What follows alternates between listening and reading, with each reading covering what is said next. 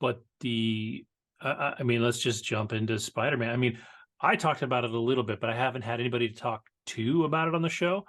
Um, so I say go ahead and kick it off and let's go because you just saw it today, so you're a little fresher on it than I am, Yeah. anyways. All right. Okay. So Spider-Verse.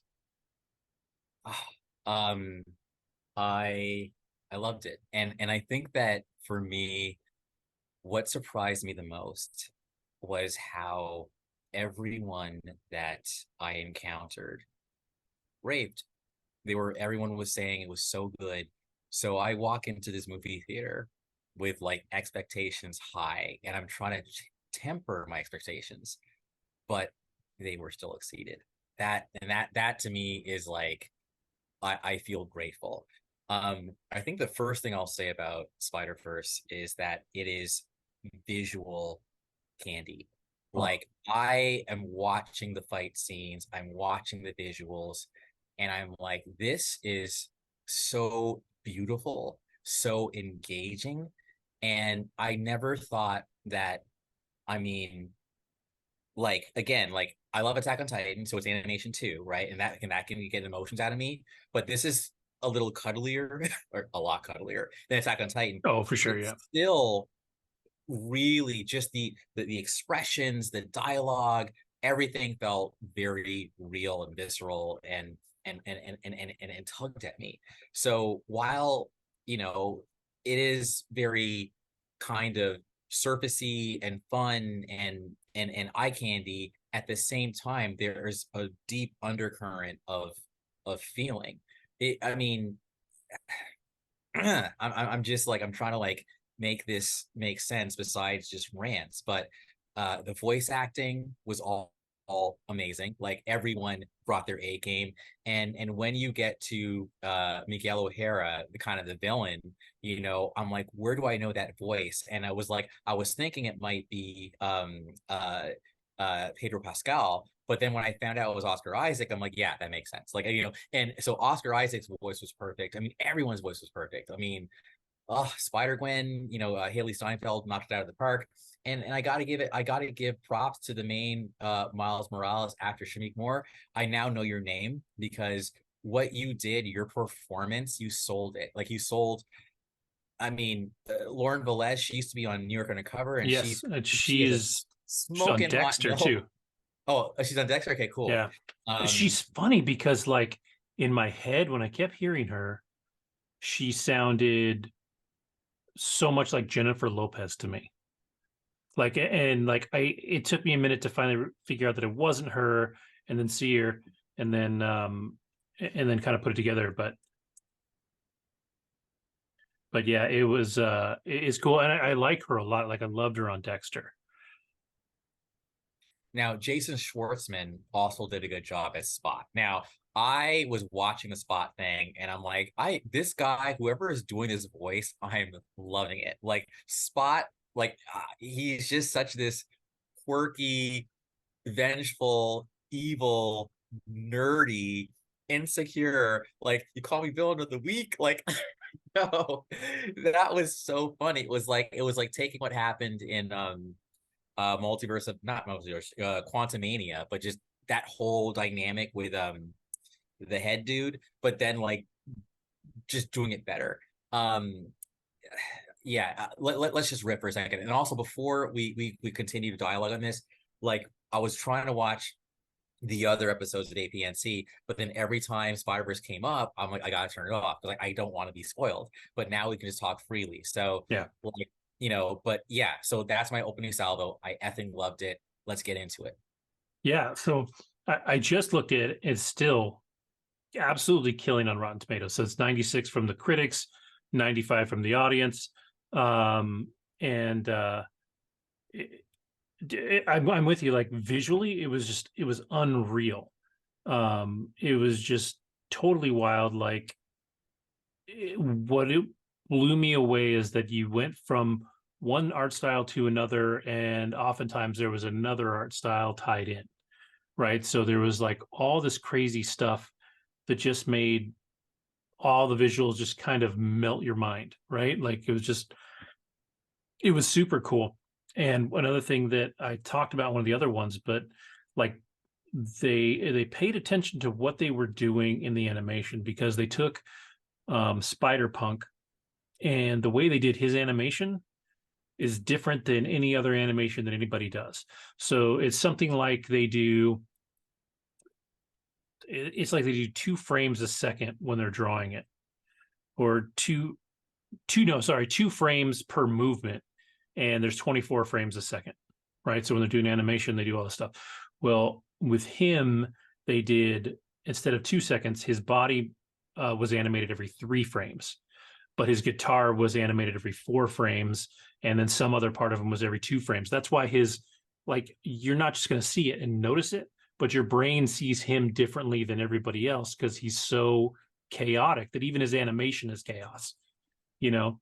And so it was super cool to see that. Like they're just thinking outside the box. And then I read something later on that the whole Lego Spider-Man stuff Yes. was done by like a 14-year-old.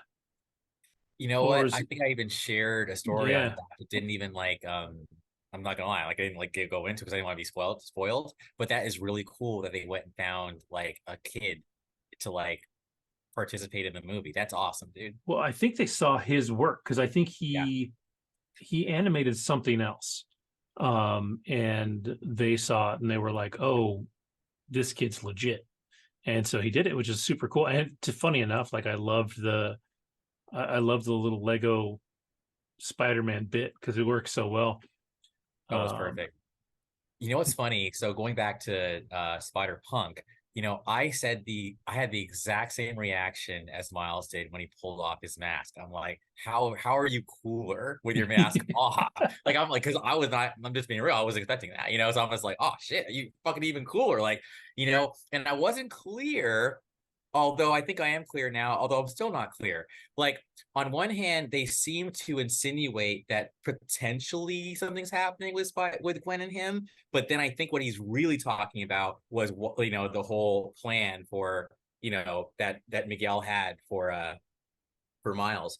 mhm. But either way, like I just liked that. I gotta talk about it for a second. So and one of the juxtapositions I will make between this film and the Indy film, frankly, is that you know when I saw things like protect trans kids and hashtag BLM, I was like, okay, this is gonna like chafe the sensibilities of the quote unquote anti woke crowd.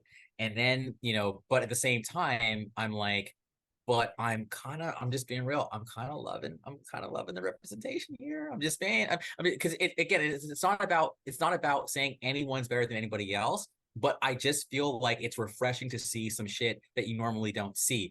Well, as soon as I saw the name, what was it? Moonbatten or Mumbatten. So it's kind of like Yeah. Mumbai, but it's Manhattan. I'm like, oh, okay, cool. Like I just man, it's just a bit of a triumph, and I feel like this is also very Gen Z. Like I just felt like, okay, this is what it must be like to be a kid nowadays, because I remember when I was a kid, but now I'm an adult, and this is the kids' generation. Um, it just apparently even the directors of this movie, two of the directors, it was their debut. So to me, this whole thing was a triumph in new, fresh voices getting to do their thing.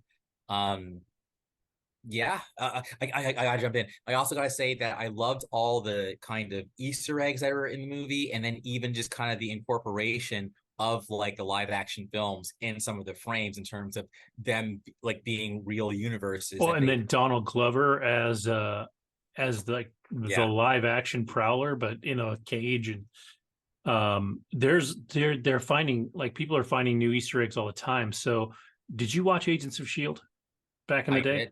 I Okay, did. so you know that Daisy was Quake, right? Quake Yes. was the main character.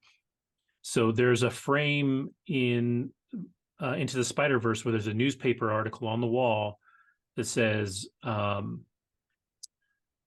forget what it says, but it's something like hero or villain, or something along those lines. But when she went, it was hero or rogue, I think is what it said. And in season 3 or 4 of Agents of Shield, she went rogue, and so there was that exact article was in Agents of Shield. So this newspaper article that was in Agents of Shield showed up on the wall somewhere in Spider-Verse. So there's all kinds of stuff in here, just peppered in all over the place. It's just brilliant. Like there's so many cool little things that are just crazy, crazy. So the movie also, I felt like, could have ended in so many places, but it kind of kept going. And I was okay with it. Like I think Mm-hmm. sometimes and I think the pacing was perfect. At no point did I feel the movie dragged. I will also say Not at that I all. loved how beautiful like they made the cityscape look, because that's part of what I love about Manhattan. So like that one scene where they're sitting like upside down and her hair is kind of hanging upside down and they're having an intimate kind of conversation, and then she kind of is like, yeah, but every time we get together, like it doesn't work out. It was still a beautiful scene, number one. But then number two, it's like Miguel basically like, oh yo, like when he actually shows up at the apartment, and then the mom's like, what's up with your hair? And then it dawned on me, like, before they actually said it, I'm like, oh shit, dude, it makes sense. That's right. He's not. So it could have ended there. It just kept going, but I was okay with it keeping going. And then by the time it really did end, it actually ended at a really good place, because obviously he's like dealing with himself. That's what I mean by how my expectations were exceeded. Because Yeah. had it ended right after he like realized where he was, like I think that a lesser studio would have done that. And when I say lesser studio, that is meaningful, because we've been bagging on Sony forever. So Oh I yeah. might say that, this might not. I don't know if I want to give credit to Sony, because they're still making fucking Craven, right? I think this is more about just Phil Lord and Christopher Miller, opening the door to these other highly talented, creatives who just needed a platform, and these two guys just had the vision to give it to them. Yeah. Yeah. It's funny you talked about the pacing because when I was watching it, about an hour and a half in, I started looking at my watch, and not because I wanted to be over, but I was watching the story and I was like, there's no way this finishes in a reasonable amount of time. And I didn't realize at the time that it was a two-parter, or I had forgotten that it was a two-parter. So I don't understand. I don't know how do you finish this story when we're, now we're 90 minutes in. So we're in that period where you should be finishing soon and there's no end in sight. Um, and so like part of me was like, I wish it was just one and two together. I would have watched that for like 4.5 hours. I would have watched like all the way through, like without complaint. Like I wanted more. When I walked out of the theater, I still wanted more from that movie.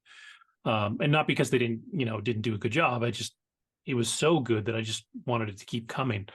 Um, and it was friggin' brilliant. Like usually if I'm looking at my watch, I'm like, shit, let's Let's move it wrap this up. along. And this one, it was just because I literally just had no idea what they were going to do, like how they were going to get to where they were trying to get to. Um, So and so it does come out on March 29th, 2024, which is my birthday. that's the rumor. Yeah. Um, Um, and then I'm also not gonna lie, like, obviously I want my boy Miles and Gwen to make it happen. But I got the sense that maybe it won't. But I said the one hope you have, homie, the one you hope you have is, I don't know if you caught this, but when I felt like there was kind of chemistry between Miles and that like kind of Avatar girl who was like kind of porting in. So like Gwen actually like pulls him away as they're walking away, and I think she was kind of like, yeah, nah, dude, like that's not happening. And I thought that was good. I'm like, good, you're still in, dude. Just play your cards right. Don't force it. Just let it happen. Um, Dude, okay, what do you think about what happens where her dad decides to quit the force, and all of a sudden the background goes from like dim to bright? Like that told me that maybe he doesn't have to die now, number one. And then number two, if that is the case, do they mess with the canon thing, or is like, O'Hara tripping and he doesn't really see the full scale of what's possible?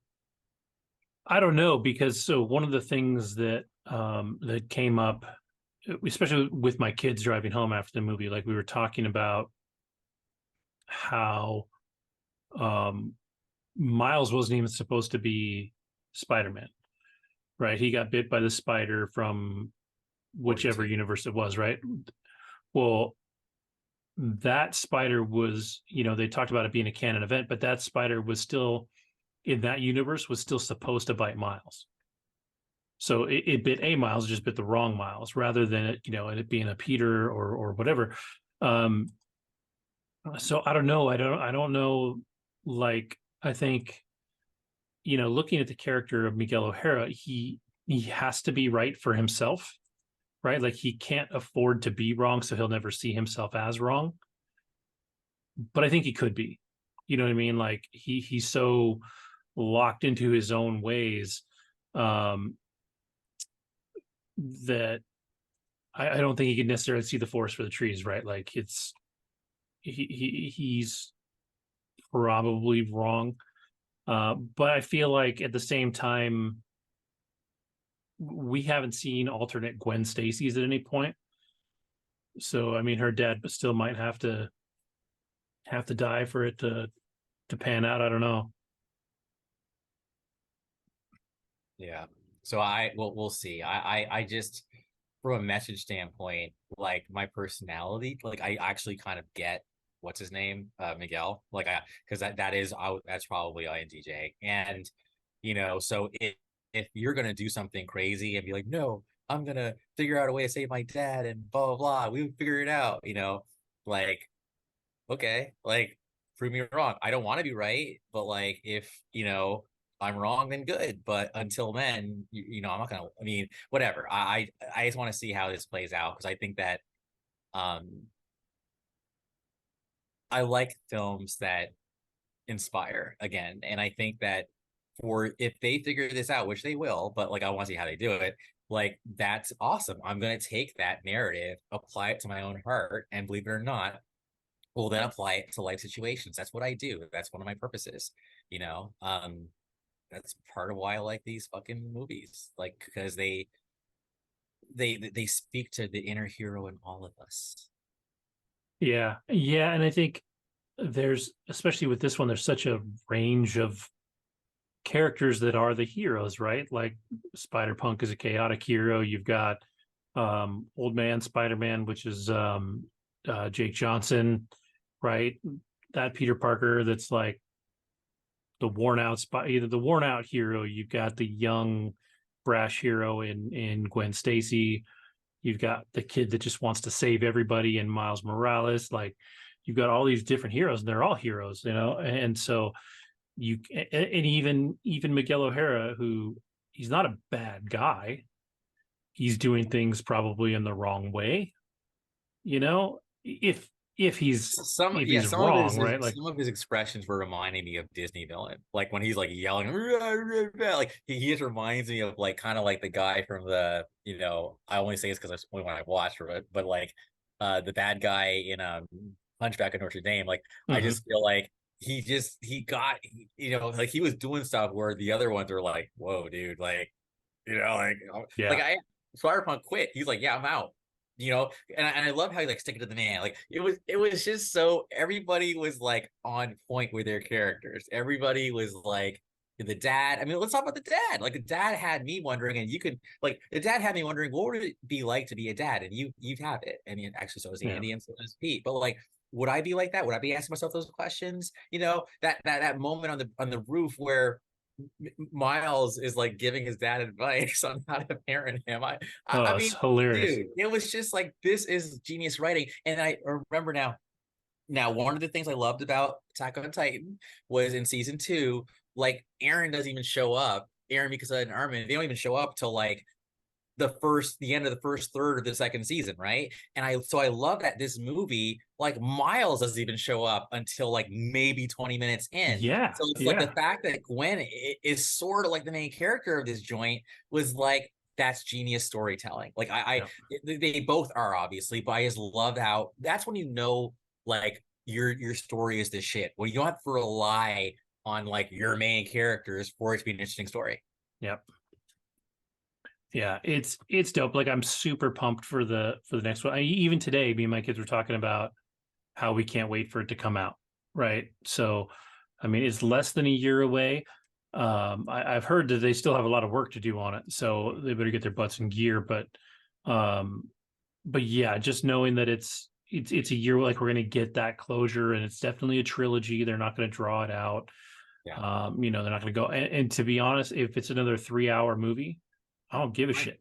If it's as Exactly. good as this one, I'll watch it, and then I'll go home. And when they both come out, I'll watch them both back to back. Like I don't care. Like it's so good. Like the first one's good, but I feel like this story, Well, they stepped it up. I feel like this is one movie split into two parts. Yes. So like I love the first one. The first one's great. The first one, if you look at it on Rotten Tomatoes, is like high. Also, like it's way up there. Um, Won and an if Oscar. this movie, yeah, and if this movie hadn't come out, people would still be like, "Oh, Spider-Man Into the Spider-Verse is one of the best animated superhero films ever made." And now it's like everyone's like, "Yeah, that was okay," but now we've got to cross the spider. You know what I mean? Like Yes. it's wild to look at it that way. That it's now not as good as this new one. And the Yes. first one was great. The first one was awesome. Yes. So No, yeah, they and you talked about the voice actors, but Haley Steinfeld's killing it, man. Did you ever watch Arcane? Yes, she was Yeah, Jinx. Yeah. yeah. Arcane's dope. Like she's great. Like she's doing Wait, I'm good sorry. She work. wasn't Jinx. She wasn't Jinx. She was She her was sister. Vi. Yeah. Yeah. Um, yeah, and me and my kids just watched Bumblebee the other day. Mhm. She's fun in that. Like she's Kate, Kate Bishop in the Bumblebee was my Hawkeye. first impression of her.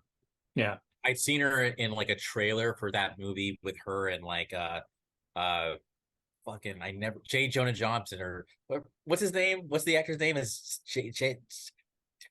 J.K. Simmons. Yeah, yeah. J.K. Simmons is like a principal, I think, or a teacher, and she's a kid. Anyway, that was like the first time I ever saw her. Oh, yeah, I think I saw that one too. She blew up when she did the Western. Um, I think she was Oscar nominated for it, to be honest. Oh. Um, But yeah, Bumblebee was but like legit to me for her. I'm looking up what this Western you're talking about. yeah, it was a remake. It was True Grit. there you go. Yeah. That was before any of the stuff I just mentioned. Okay. Yeah, it's been a long time. She was super young in that. And then she was in Um, Ender's Game. I love it when like, actors like are but there was early roles for them, so you wouldn't even know who they are, but then you go back to the movie. Like even when I saw 300 again, I didn't realize like these people who were in 300, but they weren't anybody back then, but they are now. yeah. Like I love that. The Edge of 17 was the movie I was referring to. Oh, yeah, yeah. I actually saw that. That one was great. That was a lot of fun. But that was that Woody Harrelson? Yes. Yeah. So Woody Harrelson, Cara, you know what? Maybe I could have swore J.K. Simmons. Am I wrong? I think I am wrong. What the hell am I talking about then? Maybe you know what? It wasn't J.K. Simmons. I'm thinking of fucking what's it called? Juno. I got Juno Mm, and Edge 17 mixed up. But yes, Woody Harrelson, correct. yeah, yeah. Edge of 17 was a lot of fun, actually. Yeah. Yeah, I remember watching. I don't remember all of it, but I know that I really enjoyed it. Bird. So cool. Yeah, so Spider-Man Across the Spider-Verse, I can't It's wait for the terrible. sequel to come out. I Don't go can't see it. wait for it to be, I may not wait for this one to stream. When it comes out, I may just buy it. I think I own the first one. I don't own a lot of movies because I just wait for them to stream and then I watch them. I'm not someone that often watches movies like over and over again. Like I'll go back to them sometimes. So I don't own a ton of movies, but um, I will probably own these ones. Yeah. They're pretty awesome. Uh, so yeah. Speaking of movies that I own, then I've been watching the Indiana Jones films with my kids, but we did not get there in time, so we just went ahead and saw Dial of Destiny today without them having finished The Last Crusade. But we did start it yesterday. But I saw Dial of Destiny today. My first takeaway is that at some point in this last week, some asshole put out an article that said that Karen Allen shows up and she's unrecognizable was the term they used. And I was like, after watching this, I was like, dude, you're a douche.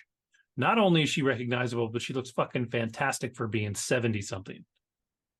Like she, when she shows up and you see her, you're like, yeah, it's not like they recast her, they didn't replace her. That was Karen Allen. She looked good. Like Harrison Ford does not look like a young strapping man either. Like, let's not give him all the credit for being super dreamy in this, right? Like, we were watching The Last Crusade, and when that one starts, he's teaching in the classroom, and all the girls are just like all ogling him. And then he has this scene in this one where he's teaching, and everybody's just like, Yes, oh, that right? was Like, it was glory a to great, it. Yeah. like, yeah. So like, whoever bagged on Karen Allen could suck it. She looks great for however old she actually is. Yeah. And at that point, like it really just is about true love. And I love that. So okay. So I'll just jump right into like kind of like my kind of takeaways. Man, I'm one who can suspend his disbelief pretty easily. That said, dude, suspension of disbelief, like you that shit needs to be dialed to like 3,000. Like, dude, like there were so many times where I'm like, dude, you know how many people would be dead right now? Like, as far as like the chase scenes, I think it was in Egypt or somewhere, and those little car things. I'm like, Tangiers, yeah. they people be flattened left and right. The horse chase scene, like in the subway, people will be dead left and right. Like, how are people not getting killed right now? Like, this is not like what. So I just felt like I'm just gonna let go. I have to let go. But I just couldn't stop thinking about how fake this is. Um, and then I'm just jumping into it. I'm sorry.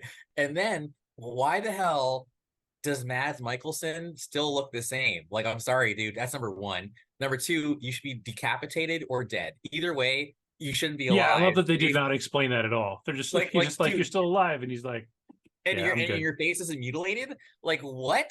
Like so yeah. So you shouldn't be alive. And why do you look the same? Like Harrison certainly doesn't. So that's lame. I thought maybe you did some timey-wimey shit, and that's Yeah, why yeah. I was but they wondering didn't if there do was an that. explanation that way You coming, know, or I don't know, some Winter but Soldier shit or something. Like he got frozen somewhere. I don't yes, know, but like, they're just like, nah, he just doesn't but age. okay. So those are that's all I got for negativity. Now for positivity, like I love the fact that James Mangold's got the same asshole from Logan to be one of the henchmen in this movie because that guy has a very punchable face. Like he just he's a fucking dick, and he's a dick in this movie, so that was great. I do think Mads Mikkelsen made a great villain. Yeah. Um, and I think that Mangold, like when I heard that he was directing this movie, I'm like, okay, he's gonna give Harrison a good send off, and he did. And then finally, I'll just say because I want to make sure this is a two-way conversation. I fucking loved Phoebe Waller-Bridge. I think she Hmm. killed the role. I think she owned it. Nothing felt forced. And I have, I have a nose thing. I'm sorry, I fucking love noses. And I love her nice long pointy nose. I'm just like staring at her the whole time. Sorry, I'm weird. But no, she was great, and I loved her scene on the beach in Rome. And you know what I'm talking about when she did what she did. I was like, "Yep, you guys are both probably ISTPs. You're a chip off the old block. I fucking love you. Uh, the fact that you were able to get on an airplane using landing gear, I'm sorry, like you're a G. Okay, I'm shutting up for right this second. You go. Well, I already loved Phoebe Waller-Bridge before this. Did you ever watch Fleabag No, I on know Amazon? about it, but no. Mm-mm. Very dark comedy, breaks the fourth wall all the time. Like she talks to the camera all the time, which is funny because you kind of see that ability in this movie. Like she has moments where she kind of looks right at the camera, which you don't really do. She doesn't necessarily address you in the same way, but you get that feeling. But she's so good. Like I have to think she's probably like one of the coolest people to just hang out with. Like she's just rad. Like I love her. I love that in the scene when they flash back to like 12-year-old her, that they Mhm. bothered to put the birthmark on the girl's forehead. Mm. Like it's such a distinct characteristic of Phoebe Waller-Bridge that it was nice they didn't overlook it. They were just like, this is who she is, right? And made it work. And I loved that when you first meet her, you get this like very like it feels like she's got a little bit of idol worship for Indiana Jones, right? You know, she comes in like, oh my god, I'm studying archaeology. I want to know blah blah blah. And then as soon as shit goes sideways, she's like, I'm out. Thanks. She's like, good luck with your life. Don't die. I need to go sell this for money. And it was a great like character. I think one of my sons pointed out though that it was really interesting that you never see when she makes the decision to no longer be a money grubbing bad guy kind of and becomes all about saving the people and the artifact and all that. Like that moment of shift, you never really see it. Like Indiana Jones points it out. Like Yes. he points out that maybe she's not that bad, but you don't actually see it in her character. Like when like an event that happens that turns her, for lack of a better phrase, to the light side, right?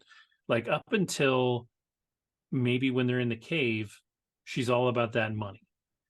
And then maybe it's when the kid gets kidnapped, but you don't like there's not a moment in her that you see the character change. She's just all of a sudden different. And Yeah, so and the way I look at it, like I was hanging out with a friend actually. What's up, Bryant? And I was I Myers-Briggs him, of course, and he's definitely on INFP.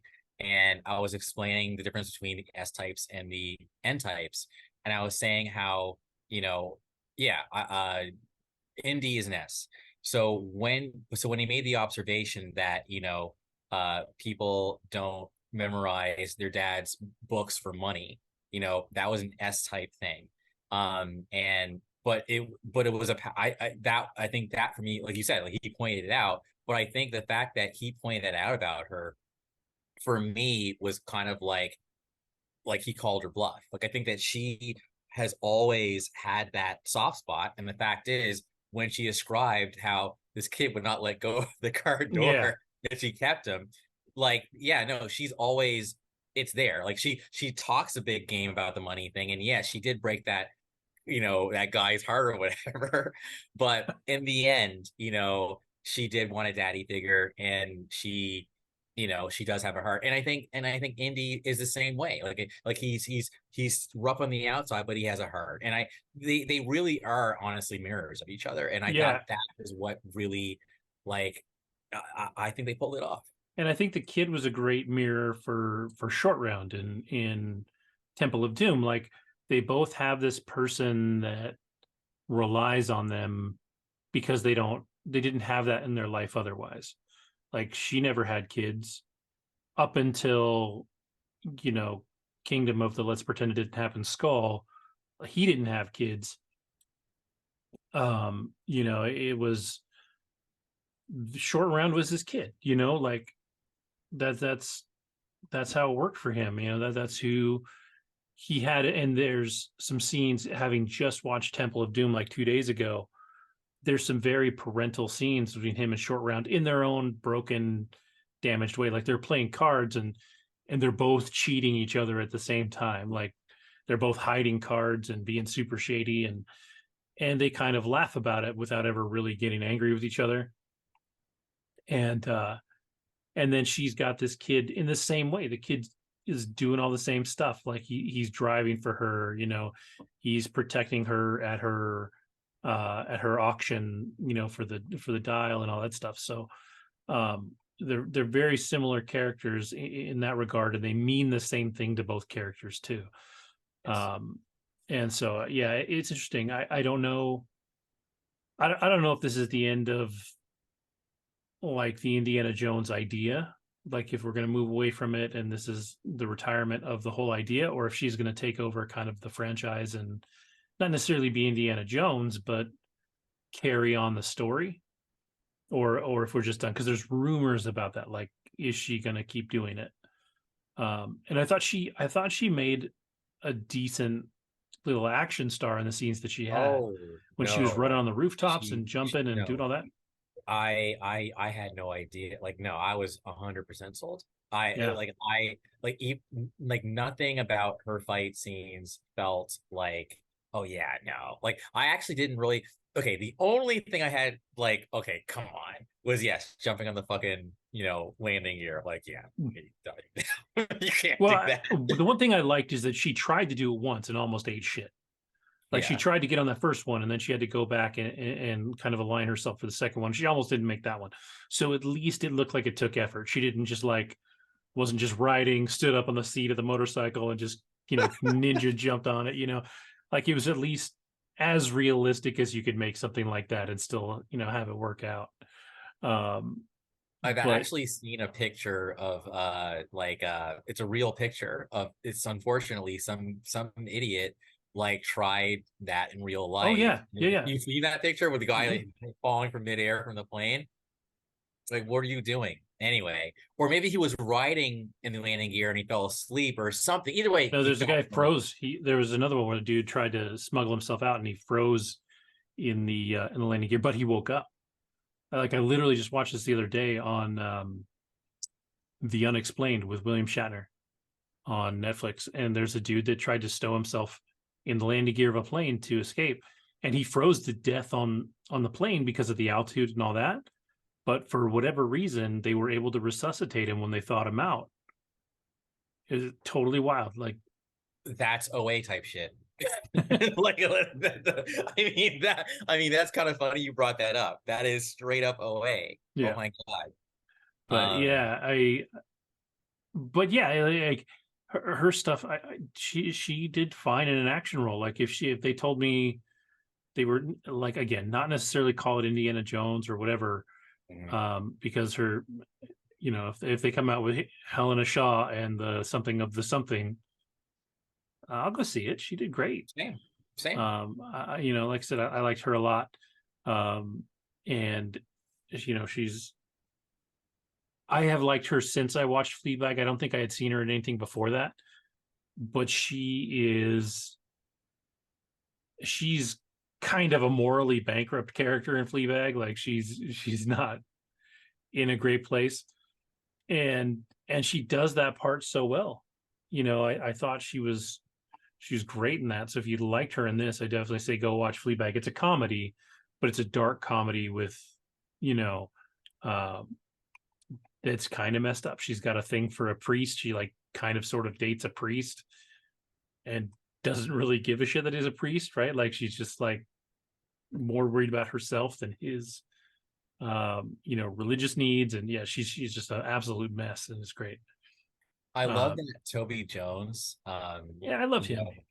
know, but I love that how he plays a Nazi in the MCU, and then he's like, a victim of the Nazis in this movie. I thought that was interesting casting. Yeah, I was super bummed that he didn't get a little more screen time. I actually really liked him in this, and I liked the bit parts that he had.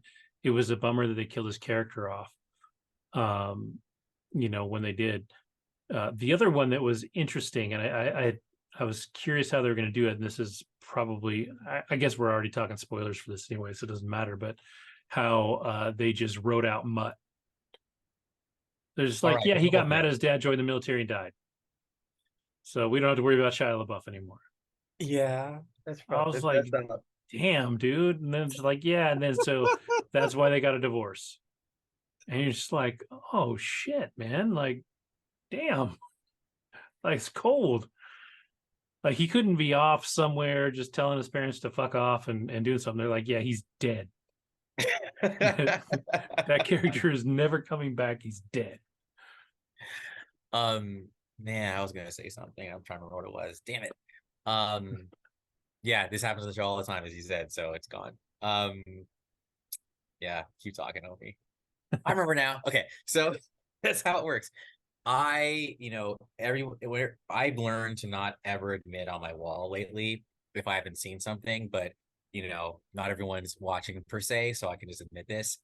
Believe it or not, I've only like my indie knowledge is terrible. Like as in like after seeing this movie, now I have more motivation to go back and watch the rest. So I saw the first one like a long time ago, so I barely remember it as a kid. All I know was that the face melting thing was crazy. Then never saw Temple of Doom. Now it was in the theaters, at least in Canada, but then it didn't hit home video till like 2 years later and whatever. So I never saw Temple of Doom. I did remember reading, like seeing the Scholastic book or whatever. So I know there's a scene where there's like bugs everywhere all over everyone, and that's just Hmm. crazy. And I've heard about the Kali Ma thing or whatever, but that's all I know. And I know Short Round's in it. Never saw Last Crusade, and that's the one where That's people the good get one. really mad about, like, what? Like your pop culture pass is revoked, So, and I started it twice. Like I legitimately started one time. I was on Amazon Prime for free, and then it was gone. So anyway, It's on Disney Plus. They're all on Disney Plus now. excellent. So yeah, so I'm just gonna just watch them all now. But but I was just feeling like, you know what? I'm sure like this movie's gonna stand on its own, so I'll be fine. And I was fine. To be honest, I loved the opening scene. Like I loved the whole train Nazi, all that stuff. Seeing Harrison Ford as a youngin, like still, I even said to myself when Harrison Ford jumps on the bookcase thing, whatever, in the records hall, and then like starts knocking everything over. In my head, I'm like, still got it. Like I was like, I love that feeling of still got it. But And then I love how you could see that it still did take something out of him. oh Like yeah, he's not young anymore, right? So he doesn't. He's just like fuck, Um, but he's still doing the things that Indy does, but yeah, to a degree. Like when he's climbing that wall with her, and he's like, "I got a bad hip. I've got pins in my leg. I got a sheet in there. I got a plate in this leg. yep. I've been shot 9 times. One of them's by your dad, and like all this stuff." Stop talking to me. Yeah. Yeah. And I guess the last thing I'll say though is like, again, for the juxtaposition though, like I would say Top Gun before it, seeing all the Americana, like as far as like the parade and all that stuff, and the American flags, like I just felt like this is going to be comforting to the people who are tired of seeing all the BLM and everything else. But apparently, like one of or some of Bryant's friends are like still like, oh, I heard the movie's woke. I won't see it. And to me, I'm kind of like, you know what? Whatever, man. Like if that's the way you think, like personally, like I wouldn't even hang out with you, period, because that's just whack. But like it's your loss, homie. Like if you want to let like some talking head tell you not to see a movie so you won't see it, and you want to think for yourself, then bye. Yeah, Like, that's on you. Yeah. because I even saw, like, I ran across some stuff, and nothing in that film to me felt agenda-ish at all. So if I mean, you if you're digging a female black CIA agent in the '60s, maybe doesn't, dude, did you like, but catch that's her like though? it. She dropped a slur. Did you catch that? What'd she say? She said trigger happy cracker. Oh, Yeah, I yes, yes, turned yes, to yes, my friend yes, yes, yes. and I I'm did. no, did you just call him a cracker? He's Yes, like, I did yeah. hear that one. Yeah, yeah. It's like, whoa. But So like that was pretty that funny. actually was period accurate. Like, Yes. a black woman would have said that to a white dude that pissed her off at the time. Like, that was that was time period accurate, and like she fit. It's just like I don't.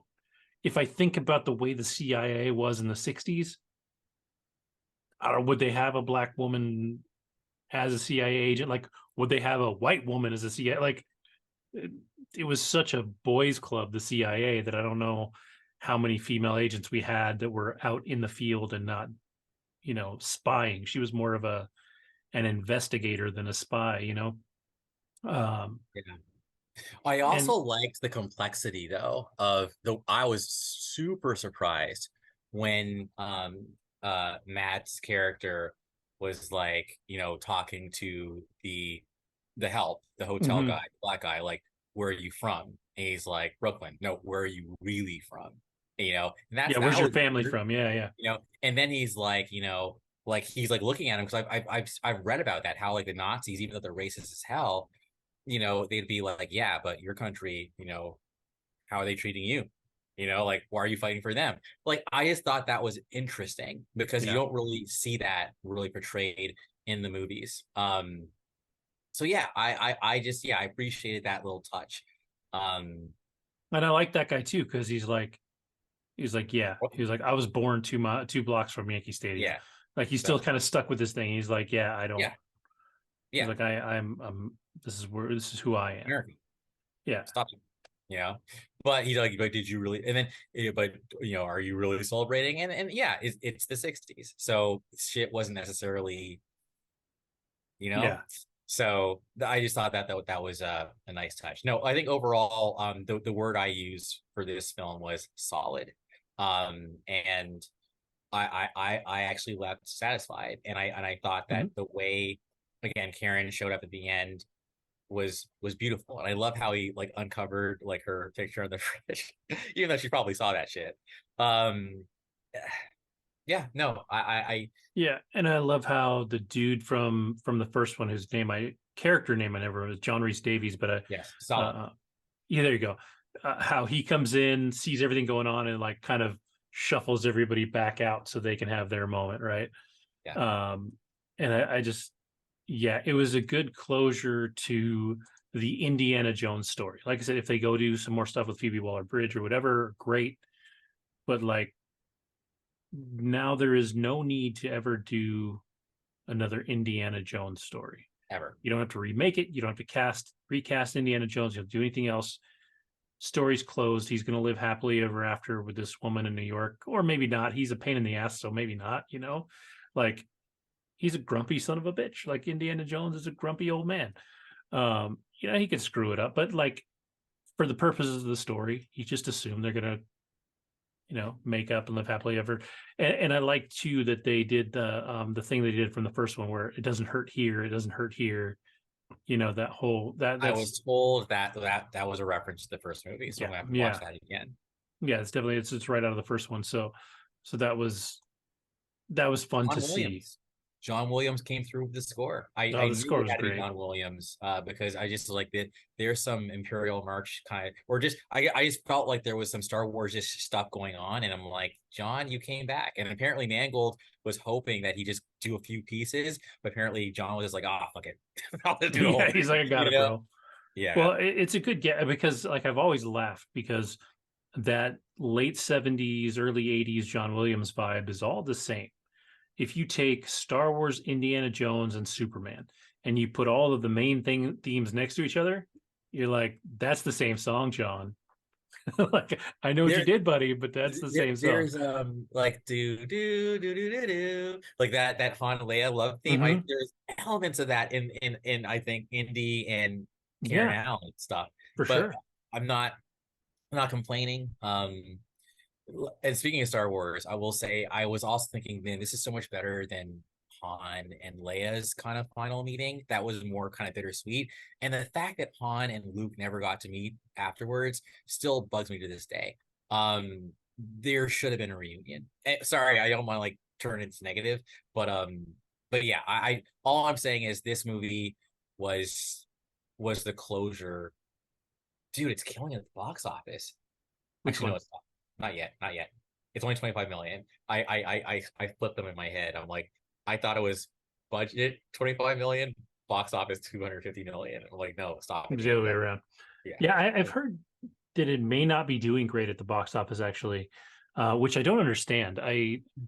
You know what I did notice actually, sitting in the theater with my kids, is there was a bunch of old white folks in that theater, and Dude, that was it. me too. Like No there, kids. my kids were the only kids in the theater. Yes. Yes. So it may just be Yeah. that Indiana No one Jones gives is a too shit. old for the box office. It's the only thing I could think of that might keep it from making money is it's almost too nostalgic to be a blockbuster. Um, I think you're right. which, well, like I said, was really interesting. When I really looked around, like the dude that sat next to me sat by himself, old white dude. The people sitting next to my kids on the other side of them were all, old white folks. Like it's just granted, I'm in Connecticut, everybody's an old white person, but like there was no kids in the theater. And contrary to when I saw Spider-Verse and when I saw Black Panther, like that was a diverse crowd. Like there was a lot of black people in those crowds because it was for them, right? Like those things feel more open and inclusive.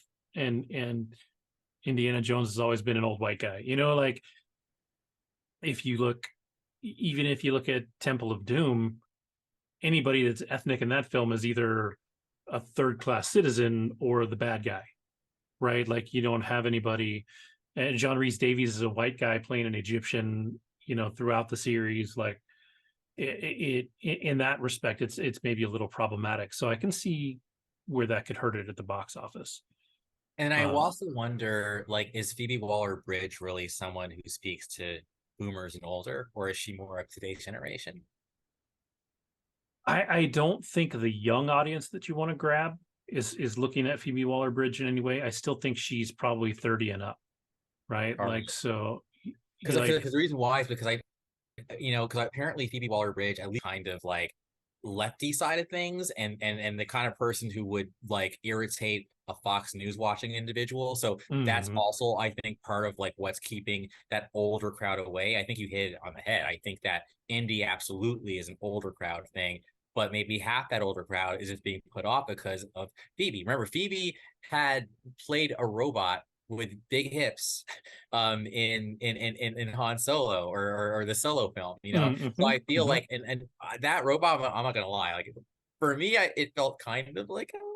Like I don't know, I just felt like it was like, yeah, the revolution or whatever. Like it was just like, just stop it. Yeah, and to your point earlier, now that I think about it, like anybody that's looking to call this film woke is going to be looking at her as the Yes. reason too, right? It's like you're oh, you had to have a girl in there and empower her. But I fucking loved her. I thought she was awesome. No, she killed it. She killed it. And you know me, like if I felt like there was something like wokish, I wouldn't for ignore it. Like fuck that. Yeah, yeah, I keep it real. But no, this was the Marvels, like that trailer. I was just kind of like, like I don't know, like I love Kamala, or yeah, Kamala, like yeah. Kamala, I love her, like she's gonna be great, but like I just felt like, what is this movie even about, right? Whereas, so anyway, that's gonna be, we'll see what happens there, right? But nothing about, yeah, like I said, I keep saying it, Phoebe, and what not I I want to see her again. I think she is an action star. I had no idea she could do action. I love you. Yeah, she did good. She did really good. And if you like her, like I said, watch Fleabag because there's if you watch Fleabag, even though it's a comedy, it's not a feel good comedy. So where you struggled with like a Ted Lasso, a lot of times in Fleabag, you're just gonna be like, "Damn, girl, calm down. Like you messed up." So definitely give that a shot. I will. Um, and then speaking of things that are bombing at the box office, The Flash is tanking at the box. Yo, okay. There's I First of just all, saw let's something talk. earlier that said it might lose $200 million still, and Okay, like that makes my heart grow three I sizes. know Like, it does. I know it does, and because I know that you were cynically predicting it'll do just fine, and now you're like, yes, I'm society glad I has was wrong. Yeah, standards. Yeah. No, sorry, I liked it. I liked it. I'm sorry. I just think there's a lot of things going against that movie. Like, I really thought that the advertising was going to dig it out because they pumped so hard into the Keith. Batman, right, into Keaton, but you've got the complete collapse of the DCEU as it is, anyways. Um, the problem, like, so many people are like, "Well, tell me why it didn't do well, but don't blame it on Ezra Miller." And I'm like, "But that's part of it. Like, If you not could not all want to hear that, but that's all definitely it. like a significant part of it. Like that screwed um Marketing. all of their promotion. Plus, then the writer's strike hurt them because they couldn't go on talk shows and talk about the show. So because all the talk shows are shut down because of the writer's strike, that's a whole area of promotion that you don't have. So there's a lot of things that were going against this film, anyways. But yeah, I think it you can't ignore Ezra Miller as a problem. And then he just had something unsealed against him and couldn't shut his mouth. There was something about a different family that was talking about him grooming their like 12-year-old I hadn't even heard of and this. weird, and like the court unsealed a gag order or something like that, so it wasn't covered up anymore. And he just started spouting off right away as soon as it was unsealed. He just started talking. I'm like, dude, you need to disappear. I was like, if you ever want to rebuild your image, this is what goes back to what we were talking about before. Shut the fuck up. Shut up hide out, and when everything is cool, then you come back, like, but if you can't get out of your own way, you're screwed. Um, uh, uh, okay, couple things. Um, But actually, tell me about the movie, because I'm not going to see it for a little while. yeah, But when it streams, I'll watch it. I'm not going to talk about the story per se, just more about just what I like. So, as someone who was not like a Keaton stan, which is already going to get me like excommunicated by like 80% of the fucking people listening or watching, yo, killed it, fucking killed it. Like, I'm getting chills talking about it. Like, dude, like all the action scenes you see in the trailers, they're the tip of the iceberg. Like, I did not imagine old school can't turn your head Batman like kicking ass. And he kicks ass like against Kryptonians. Like, that's the craziest part. It's not even fair. They're Kryptonians. They're like one punch and you're dead, and yet he's still fighting them. Like, and convincingly so. So, like, every frame that Keaton is in makes the movie dope.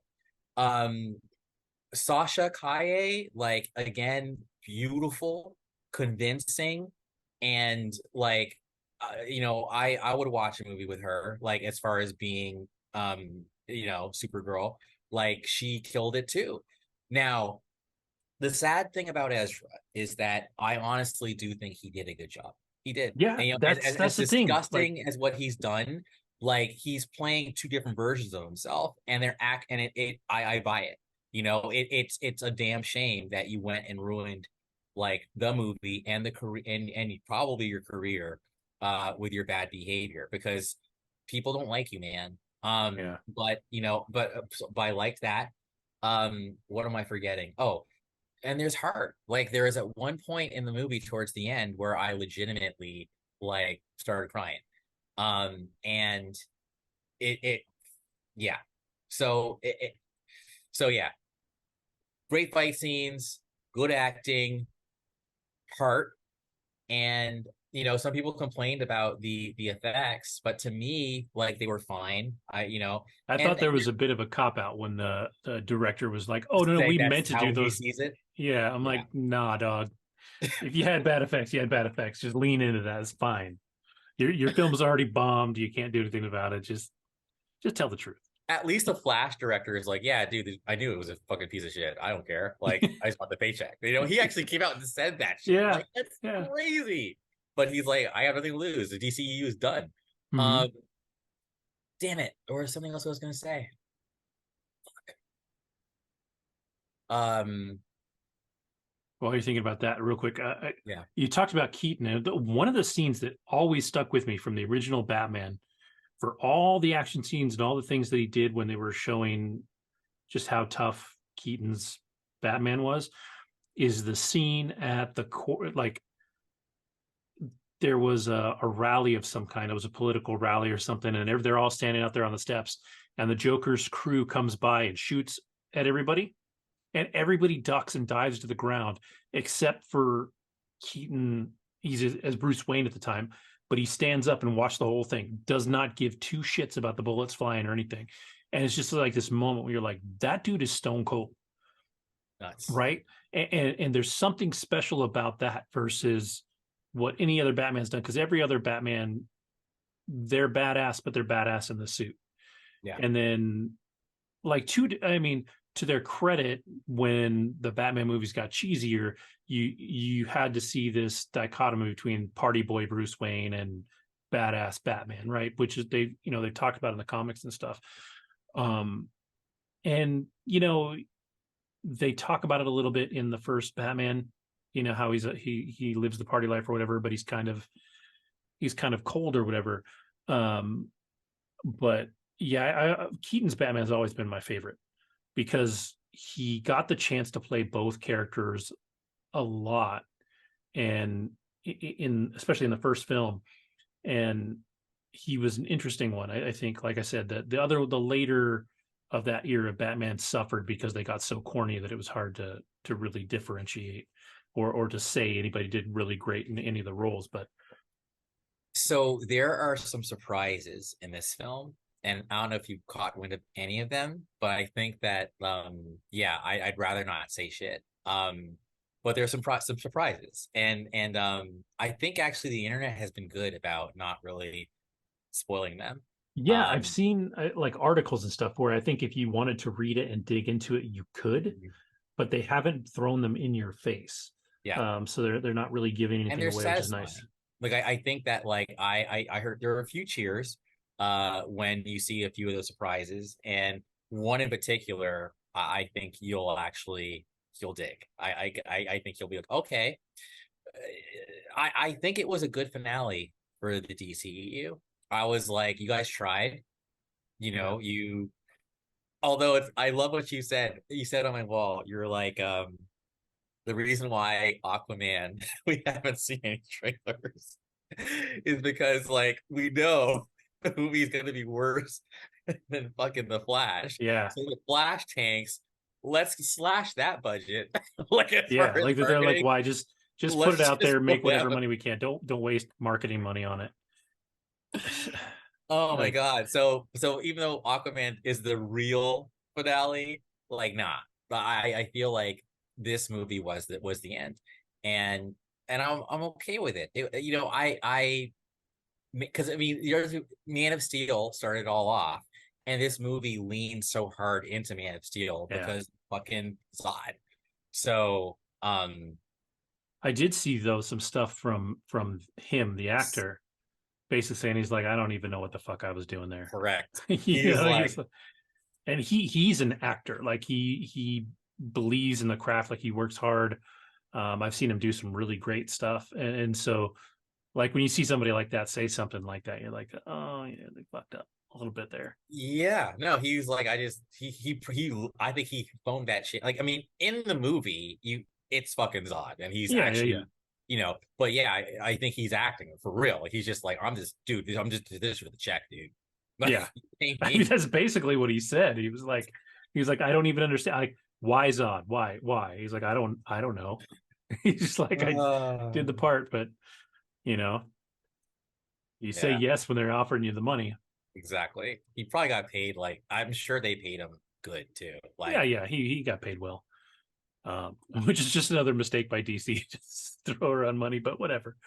Um, and yeah, speaking of DC, so the only last thing that just popped into my head was they have cast Superman and Lois dude, for Superman Legacy, um, and I love it. I love it. I just finished Miss Maisel not too long ago, so I'm totally high on what's her face. I love her. I think she's great. she's cute. Rachel Brosnahan.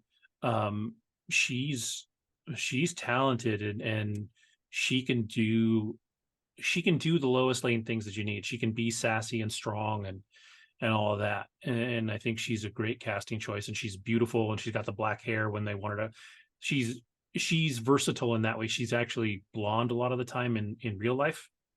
But in Miss Maisel, she had the black hair, and I think she's perfect for it.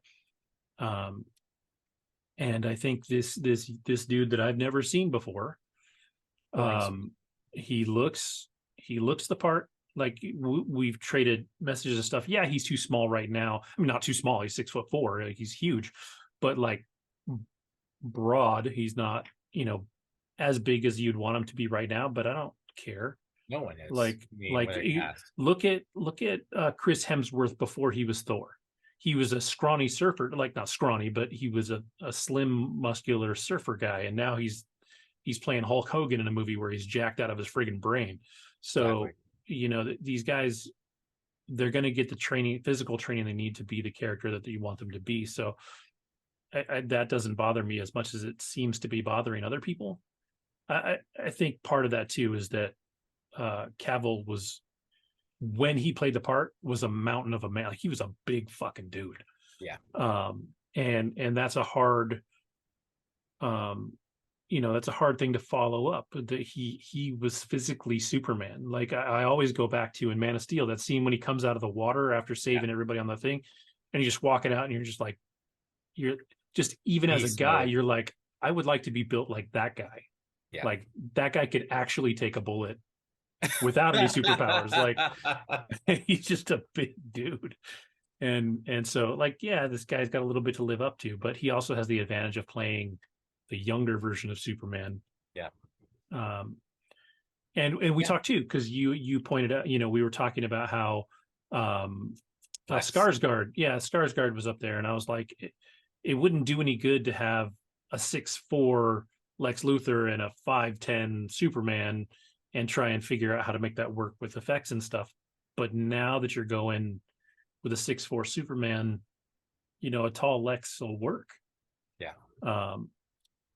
So I don't know if Skarsgård's would be my necessarily number one choice for Lex Luthor. But I think of something like what was the show with Nicole Kidman, Big Little Lies. If you watch Big Little Lies, he plays an abusive husband in that. But there's a coldness to his character, especially when he's being a dick, that would work really well for Lex Luthor. You change it around because if they get Lex Luthor right, the thing to always remember about Lex Luthor is he's not a bad guy. He loves money, so his business practices are sketchy. But his thing with Superman has always been, I don't trust you. And if you decide to turn on us, what's going to happen? So, I mean, you can play Lex any way you want. You can make him like the supervillain Lex Luthor that has like the Kryptonian suit and can fight, whatever. But like the best versions of Lex Luthor, and I think James Gunn gets this, especially since he's best friends with Michael Rosenbaum, right? Like, is when you add depth to that character. I would love to see this be almost like Smallville, in that we're seeing Lex go that way rather than him just being an outright dick.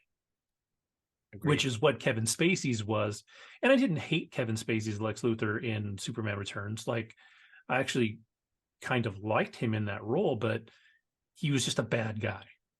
And Gene Hackman's Lex Luthor was just a bad guy. Like, he was a funnier bad guy, like, because he was a little more Gene Hackman, but he was a bad guy. What always made Rosenbaum's Lex Luthor work is that he wanted to be a good guy. He wanted everybody to like him. He wanted to understand the things that were happening around him. Like, he was hurt when he wasn't trusted. Like, all those things made for an amazing Lex Luthor that, again, we had the advantage of 7 seasons of development instead of, an hour and a half or 2 hours. But yeah, well, I hope that I hope you're right. I really do trust Gunn. Like, I'm so turned down on this dude now, but I feel like he's gonna get this right. Even with the casting, I think the casting is crazy. I mean, David Corns, his initials are DC, for crying out loud. Like, I think that like this is gonna be crazy, and you said it. He looks like Welling and Cavill in one. Yeah, like, you got the big blue eyes too. Like, dude, and I love that. I love that they've gone back to the more raven haired Lois. So I just have nothing but and I think Skarsgård can play both good and bad. So that's why I think we're gonna get that depth and layered approach versus just that one dimensional, one note bad guy. And because Gunn has proven that he understands character and how to make you fall in love with a character, he's gonna, that's what makes, I think, that's what the DCEU missed. They didn't really understand how to make us give a shit about the characters. It was all skeptical, spectacle, and rushed storytelling. And now it's going to be character first, period, so that the story matters, because we give a shit about who's in it. And there's a reason that Batman always worked, and it was so hard for all the other characters, because Batman is a human being.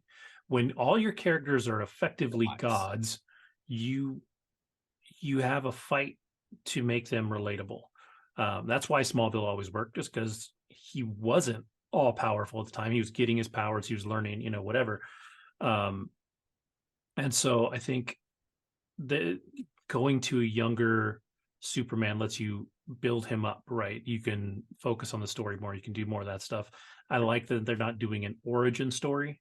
Thank God. Like you don't have to see Pa can't kick it. You don't have to, see all that shit. But you know, you can start from it's like in Spider-Man when they Uncle Ben's already gone. It's funny you mentioned Spider-Man. I loved how they did the quick little recap in Spider-Verse where he's like blah blah blah blah blah blah. Like, and it was perfect. It was like he didn't have, like he literally went through the whole first movie pretty much, Yeah. but it was perfectly told, even down to the Prowler situation. So I was just like, that was dope. That was dope. I think he even said like, okay, well, here we go. Like it was almost like, here we go Yeah. again. You Like, know what we're like, gonna do, blah blah blah blah. yeah. Yeah. Or you know what I'm So gonna say, and then goes off, yeah. But yeah, Um, I heard a rumor. I heard a rumor. Sorry, it's a song. That the financial impact of the Flash though might negatively impact Gunn's work with DCU. I mean, I don't know if it could be a rumor, but like Warner Brothers in general. I mean, I don't know if you also saw they sold a bunch of their fucking IP. Like, so it's like they're a fucking mess right now, yeah, dude. dude. If that actually concerns me far more than James Gunn being in charge. Is do they even know like how to spend money at this point? No. Like I just feel like Warner is like hemorrhaging money, and Do you think uh, they should have just released Flash like on well, it's already gonna be released this month. Like, so did they lose money by putting it in the theaters versus releasing it to video, or do they still like save themselves some dough? I don't know, man. I knowing that it's a good ending to the DCEU, which was questionable, makes it like okay, maybe this had to be seen in theaters, maybe this had to be seen because part of me at one point was like, why didn't you just scrap this one and take the tax write off and then put out Batgirl with limited um advertising and try and make some money? Like I feel in looking at the numbers, it looks like that would have been the more profitable move. Yeah. Instead of going back and doing reshoots and putting more money into the advertising and doing all that with the Flash. Because like I said, I just saw an article today that says they could potentially lose $200 million on this. And they They're didn't even losing more spend money two on hundred this million dollars on than Batgirl, Shazam. This is a bigger flop than Shazam, which which is makes me feel a insane. little vindicated. Yeah, which is crazy to see. Like when I saw the box office for this, I was like, oh shit. I was like, I really like I genuinely expected it to do well. Because of, like I said, all those people that are like, well, without blaming Ezra, why didn't it work? And I'm like, that's a lot of the reason. You don't want it to be, and it's hard to differentiate because like you said, he's really good. Like for me, he was the best part of the Justice League. Yeah. And so like that was before he was a total toolbox, before we knew he totally sucked, but or they totally sucked. And it's just unfortunate, a bad person can tank a movie. Like it did not do them any favors. Yeah. And like I said, I think looking at it in hindsight being what it is, they would have been better off scrapping that film, taking the tax write off for, I don't know, $300 million, putting out Batgirl and hoping that came close to breaking even. And now they can't do that either because they scrap Batgirl and they could never release it to the public. And the other thing that got me too is that every there was all this stuff before the first round of actual reviews when they brought in Tom Cruise and they brought in Stephen King to see it early so that they could hype it up. But before that, when I knew there was something that wasn't going to be right was when they're like, this is the greatest comic book movie ever made. But the people saying it were all from WB. I was like, y'all need to cool it because you sound fake as shit. Like you're I get you're backing your product, you're trying to make your money, but you sound like fools, like because if I look at the Flash right now, is 64% from the critics and 84% from the audience on Rotten Tomatoes. So for me, when there's the divide like that, it's probably like around a 75 or an 80 would be probably where I'll see it at, and that's not a bad number.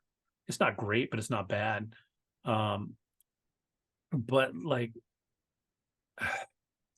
it just it's not great. And when you're talking about having to make 400 to 500 million dollars on it to break even or start to make a profit, that's really hard to do, especially Yeah, for all these DC films that are just not doing it.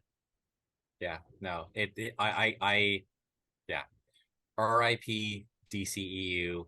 It's been real, but it's it really after BVS, you guys were in trouble. And Wonder Woman was a bright spot, but until the end. But then after that, everything else has been pretty much shit. I mean, Shazam even was decent, but again, problematic. But it was terrible. I mean, it was a terrible showing ultimately at the end, and we had to put it out of its misery. And now, oh, I remember what I was gonna say. I love that apparently this Superman movie, he's not the only one. Apparently, there's going to be other superheroes already in the mix. So maybe Martian Manhunter will already be there. Maybe Batman will already be there. Maybe the Flash will already be there. Like that to me is kind of cool. So, Yeah. and I also heard that the Suicide Squad is not going to get a sequel. So Yes, I that saw that. also makes me trust fucking Gunn. Like, what if like because I mean I'm just being real. Like, I don't really consider that good shit. Like that didn't make me go, oh my god, I can't wait for Gunn to take over. Like I was just You like, know what what? is it? I enjoyed his though. It, but it was fine as a standalone. Like I didn't need to see like if you're telling me that was the seeds of the DC, the new DCU, I'd be like, I don't know about that. Yes, But having seen the first Suicide Squad and then Gunn's fair. Suicide Squad, I'm like, okay, Yeah, you took these characters and you took where they were. Yeah, you ignored some of it and you used some of it, but that was at least an entertaining movie. And then to watch Peacemaker, which may or may not exist in the DCU, that's still up in the air, right? Because they're still going to do a Waller TV show, an Amanda Waller show on HBO, but they've already kind of set the tone that they're going to have their DCU, but they're also going to have their Elseworld stuff. So, oh, okay. like Pattinson's Batman is getting a sequel, but that's probably not in the DCU. Same with the Joker, right? Yeah, Yeah. yeah. So, like, they want to tell their story, which is fair. Like, if you've ever been a comic book fan, I know some people are going to be confused by it. So, like, they're going to have to put like Elseworlds in big ass letters somewhere in the opening credits, right? Um, but if you can accept that, like comic books, you have four different runs of a single character at any given time. Spider-Man has so many different comics that they're not the same Spider-Man, or they're not the same Spider-Man storyline, or something like that. Superman has Action Comics, Superman. There was Superman. There still is Superman, Batman, which is its own thing, and all the storylines, they don't cross into each other almost ever. And if they do, it's a huge event. But most of the time, they're telling different stories, and they can be different versions of the characters. In There's a story I think I told you guys before, but there's a there was a mini run of a comic called Superman Red Sun, where instead of landing in Kansas, he landed in Russia.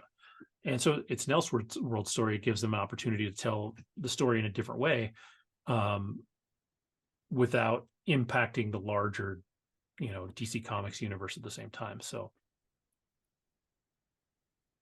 Well, I gotta say, like, I think I've been away for 4 shows. And the first one was because of my damn back, and that was terrible. Like, I've never experienced like that level of disability in my life. It was terrible. And that was the weekend I was gonna go see Spider-Verse oh yeah. and Transformers and then have a great show. And then, yeah, mute. That was not happening. I remember having to go to my little AMC app and just bloop, bloop. Yep, nope, not happening. Um, and then on my back the next day. And then I actually, yeah, I think I almost called in sick to work, but no, I swear I did. Either way, it was bad. And then 3 more weeks later, I was in Vegas one week. And then I was flying back one week. Yeah, I was flying to Vegas one week, flying back one week. No, I remember what happened. It was high school reunion and then Vegas. And then so maybe it was like 3 shows I missed. Either way, it was like, it's been a while. So I am so happy to have finally returned and feels like old times. And I like to just it's a great way to spend a Saturday night just Yeah. kicking it. Yeah, I kind of hope you get the chance to see Rise of the Beast in the theater because I'm curious what Oh, you think. I will try to see that for next week's show then. Yeah, Um, it's funny because more than any movie that I've seen so far in the last like few months, um, some of the best audience reactions I had were in that movie. More okay. so than Indiana Jones. Like there was literally a moment when like the entire theater like erupted and clapped. And I was Nice. like, where the fuck am I? I was like, this is a Transformers movie. It's not a great Transformers movie, but it's better than I don't know 4 of the 5 Michael Bay movies. Is it better Uh, than Bumblebee? I don't think so. I Okay. think, especially having just watched Bumblebee, for me, it probably goes Bumblebee and then Rise of the Beast and Transformers One could Damn. probably Okay, flip that flop it that is anyway. that is high praise. Yeah. Because the Transformers One is still problematic. Like there's things in there that I'm like, every time Jazz shows up, I was like, dude, what? Like, why did you do that to Jazz? You did Jazz dirty. Um, Yes, they did. like some of the character models are dumb. The transformations take way too long. Like I'm like, dude, you'd be dead already if you were transforming from a car into a robot. Like it took you like 13 minutes. Um, and they're not perfect, but for what they were, the first one was pretty good. We just finished watching the second one, and I was like, Terrible, right? not only is it terrible, it's fucking long. I was like, Oh, when does this movie? It's like 2 hours and 45 minutes or something. It's so long. And I was like, it's not even good. It's like it's so dumb. And there's so many like it's like Michael Bay was like, cool, Jazz was problematic. How can I add spin more some of problematic that. characters? Exactly. I was so offended in the theater. I was like, Oh, this is bullshit. Um, what I was gonna say though, I love when John Cena's like, they're called Decepticons, like in yeah. Bumblebee, He's dude. like, what the fuck are you doing? I have come to really enjoy John Cena as an actor in the last couple of years. I did like him in Bumblebee. I loved him in Peacemaker. Part of my love for him too is the whole Make a Wish thing. How he's like the king of Make a Wish Foundation. Oh, didn't even realize Oh, that. he's granted more wishes than anybody in the history of Make a Wish by like some ridiculous amount, like three That's times what's as up. much as somebody else. Like he loves that stuff. He will go out of his way to meet a kid that needs it, and he just seems like a totally awesome guy. That's So awesome. like, yeah, he's super cool. But like I said, I like the work that he's been doing as an actor recently. I didn't think I would because he's so like, especially when you see him in some stuff, he's so doofy and like over the top, but he's getting better and better all the time. Good for him. Yeah.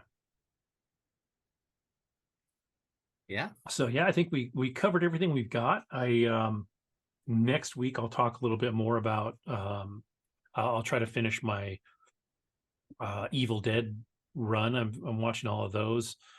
Um, thought there was something else I was watching, but I can't think of what it is, so I'll have to come up with it next week. And I Um, think for me, I'm going to because I know we talked a little bit about Ms. Britt Marling, but unfortunately for the viewing audience, none of that's gonna make this week's show, I don't think. So, but I am gonna like finish my viewing and then talk, more about it next week when I finish Another Earth and yeah, Another Earth, and then I'll talk about the maybe I'll try first. to squeeze in another Earth this week too. It's a short week. It's a weird week because of the holiday and stuff. So I don't Yeah, know when I have time to sit down in front of the TV, but um, if I can squeeze that in, I will. Just so we're on the same field because I did, like I said, I did watch the OA, um, and we can go from there. word. Cool. So yeah, with that, thanks everybody for watching, and have a great week, and we'll see you next time. Deuces. Bam.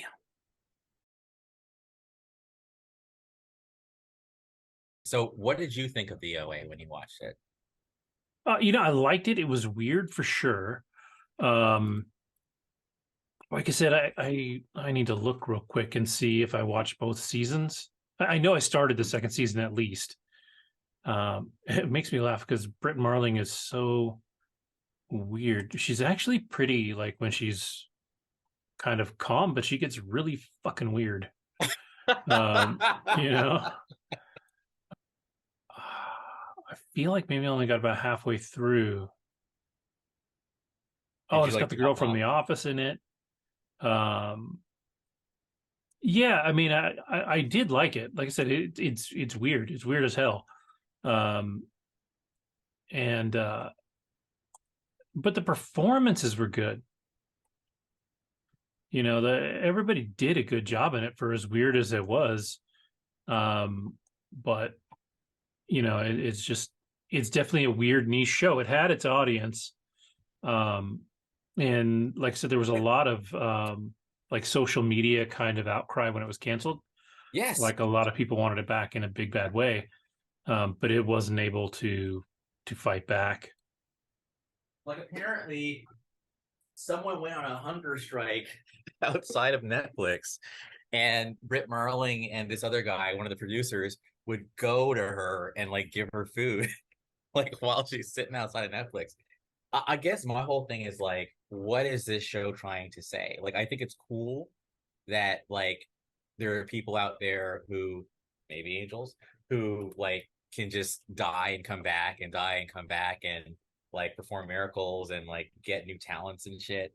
Um, yeah, I'm sorry. I just, I like to think of myself as a deep person, but at the same time, like I want my depth to like have a point or make sense or some shit. Like I don't want depth for the sake of depth. I want depth with a sense of direction. Like for me, it's like the endless cycle of violence. That to me is a huge part of why I love Attack on Titan. Like it, that's what it like. But just because like, oh, I'm the OA. Like, okay, Yeah, because it was a show that I think had a creative world, and that was enough for them. And it wasn't necessarily, I don't know, either it didn't have a message or didn't have the message they thought it would have or something. Like it was weird. Like, yeah, she got trapped in a bunker. You know, there's all kinds of weird shit, and it never really um totally came together. Like it was interesting, and it was, but like you said, you have that whole funky like dance battle thing at the end, and it was, and then in the second season, she sort of transports world, and then she's Britt Marling, like she's actually herself, oh, and, and you're like, what?